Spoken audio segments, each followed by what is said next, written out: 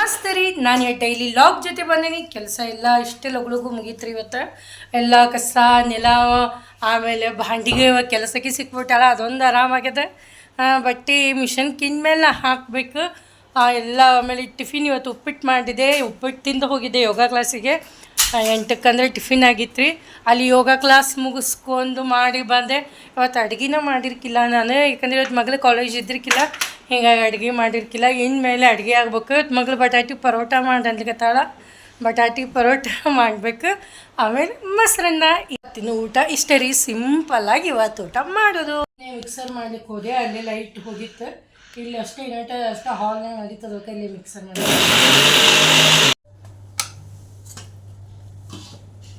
ಅರೆ ಲೈಟೇ ಇಲ್ಲಲ್ಲ. ಚಹಾ ಆತ್ರಿ, ಮಗಳು ಅವಲಕ್ಕಿ ಬೇಕಂದ್ರೆ, ಹಿಂಗಾಗಿ ಅವಲಕ್ಕಿ ಹಚ್ಲಿಕ್ಕೆ ನಿಮ್ಮ ಮಗಳಿಗೆ ಸಂಜೆ ಮುಂದೆ.